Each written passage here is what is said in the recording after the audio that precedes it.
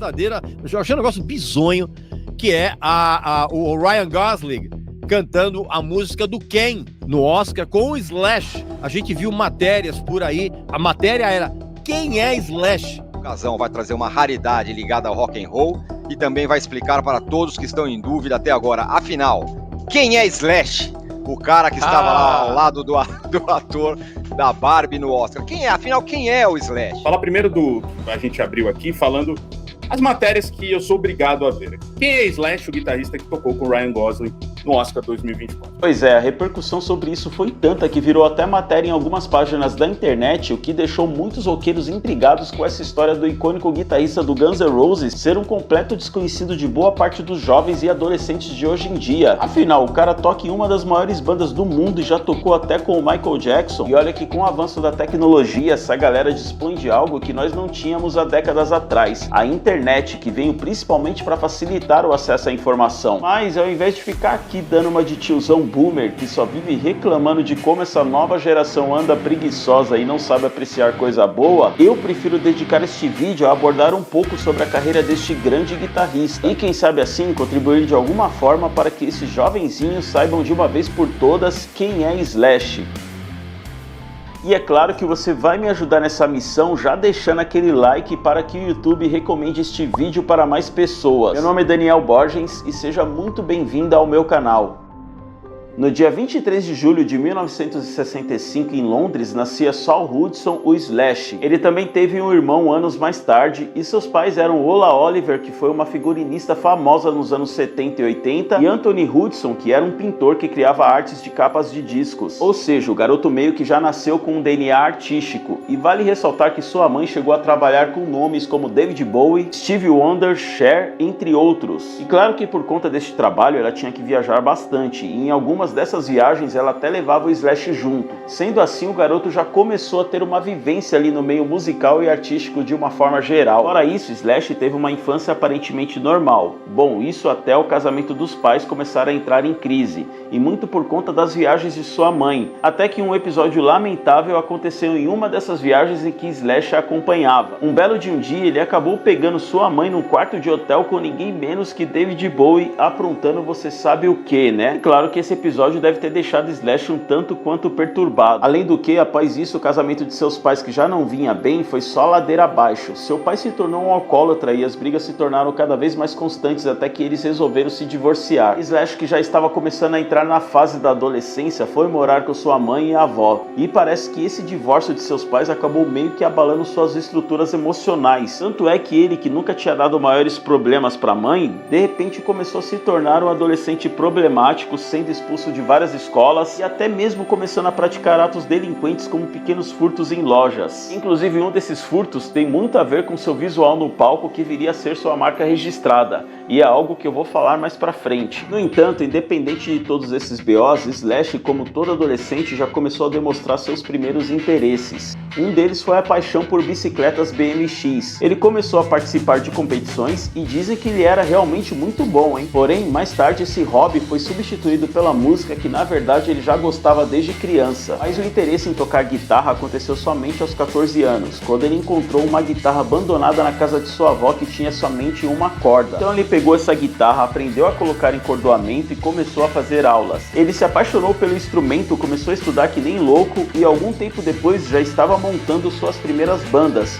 Inclusive uma delas foi o Hollywood Roses, que já contava com o vocalista Axl Rose e o guitarrista Izzy Stradlin. Banda essa que foi o embrião do que viria a ser o Guns N' Roses, já que depois que ela se desfez, Axl resolveu iniciar uma nova banda com o Izzy e acabou chamando também Slash, que por sua vez chamou o baterista Steve Nader, que já era seu amigo. E fechando a formação com o baixista Duff McKagan, estava assim consolidada a formação clássica do Guns N' Roses.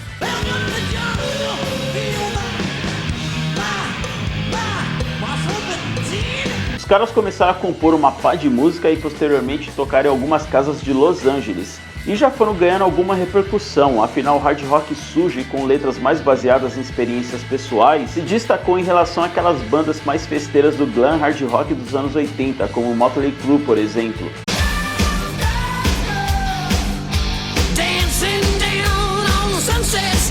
Não que o Guns N' Roses não gostasse de uma festinha também, né? Mas todos sabemos que a vida não é só rock and roll all night e party every day.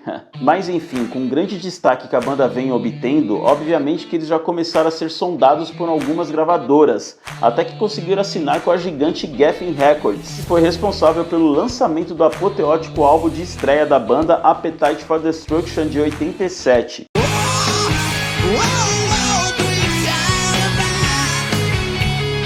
Simplesmente um dos álbuns de estreia mais bem sucedido da história. Afinal, o álbum até os dias atuais já vendeu nada mais nada menos que 30 milhões de cópias e até hoje é considerado por muitos o melhor álbum da banda. Bom, com todo esse sucesso, obviamente que a banda começou a tocar no mundo inteiro fazendo turnês gigantescas. Porém, a gente sabe, né, que quase todas as bandas que se tornaram grandiosas entre os anos 80 e 90 tiveram seus problemas com os famosos excessos. E com Guns N' Roses não foi diferente. Tanto é que no processo de gravação dos álbuns Use Your Illusions, o baterista Steve Nadler foi convidado a se retirar da banda porque ele simplesmente não conseguia gravar as músicas de tão doidão que ele vivia. Quanto a Slash, seus vícios consistiam não somente a heroína, né, que praticamente era o carro-chefe da banda ali no que diz respeito aos ilícitos, mas também em relação ao álcool e ao cigarro. E também já começaram os famosos problemas de relacionamento interno, já que Axl Rose estava se tornando cada vez mais um ditador na banda. Porém, eles se mantiveram firmes e lançaram a dobradinha Use Your Illusion 1 e Use Your Illusion 2 em 91. Obviamente que esses dois álbuns não conseguiram repetir o mesmo número de vendas do Appetite for Destruction. Porém, mesmo assim, eles fizeram um sucesso gigantesco e emplacaram vários hits ali que se tornaram verdadeiros clássicos da banda, como November Rain, Stranded, You Could Be Mine, Don't You Cry, Knocking on Heaven's Door, entre outros.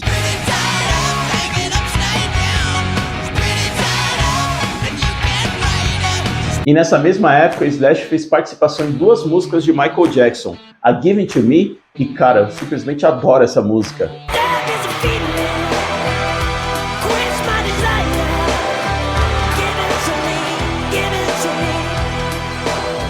E a Black or White, ambas do álbum Dangerous de 92.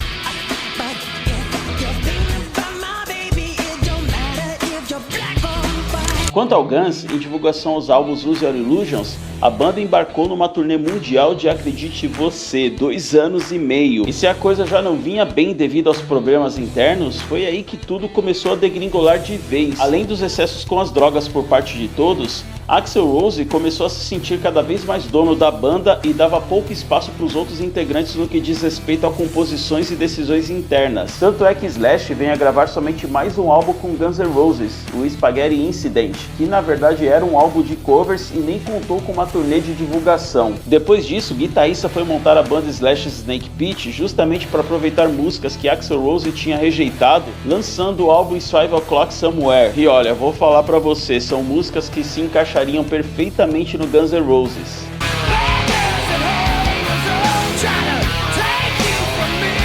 E após isso, em 96, Slash, que não aguentava mais os ataques de estrelismos do Axl, acabou anunciando de vez sua saída do Guns N' Roses. A partir daí, ele começou a se concentrar mais no Slash Snake Pit, porém a banda parecia não estar vingando muito. Em 2000, eles ainda lançaram mais um álbum chamado End Life Grand e saíram em turnê mundial com AC/DC.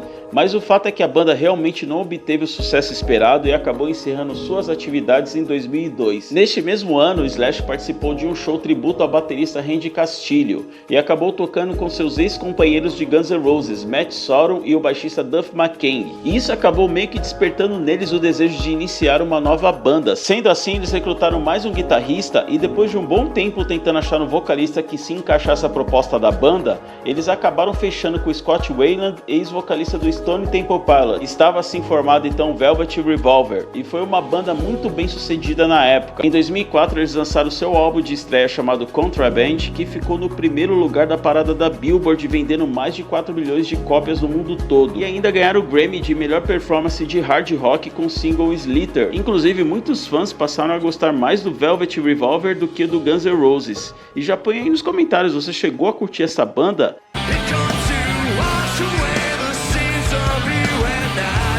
Em 2007, a banda lança seu segundo álbum chamado Libertar e saiu em turnê mundial para divulgação deste álbum. Porém, no meio dessa turnê, Scott Weiland, que também era outro que vivia afundado com os vícios em tóxico, anunciou que essa seria sua última turnê, o que fez com que a banda entrasse no hiato a partir de 2008. Sendo assim, Slash começou a focar em sua carreira solo, lançando em 2010 seu primeiro álbum auto-intitulado, que teve participações interessantes como Lemmy Kilmister, Ozzy Osbourne, Dave Grohl, Chris Cornell e até mesmo a cantora pop Fergie.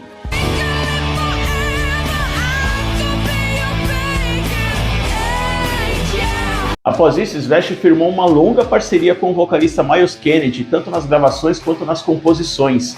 E pode-se dizer que ele tem uma carreira solo bem consistente e de bastante respeito, contando com a banda de apoio The Conspirators. Até que após o álbum World on Fire de 2014, Slash passou a se encontrar bastante com Axl Rose em 2015 e parece ter resolvido as suas diferenças aí com o Ruivinho. Em janeiro de 2016, para êxtase total dos fãs das antigas, eis que é anunciada a volta do Guns N' Roses com 3 membros da formação original, Axl Rose, Slash e Duff McKagan. E neste mesmo ano de 2016, eles iniciaram a turnê Not in This Lifetime, que significa não nesta vida, meio que fazendo uma brincadeira com a frase que os integrantes geralmente falavam quando eram questionados em algumas entrevistas sobre uma possível volta da formação original do Guns N' Roses. E a partir daí a banda vem fazendo várias turnês mundiais, porém Slash não abandonou a sua carreira solo, até porque desde o retorno do Guns, eles praticamente só têm se concentrado em shows. Não lançaram nenhum álbum de estúdio até o momento, somente algumas músicas que na verdade não passam de sobras do esquisitíssimo e polêmico Chinese Democracy.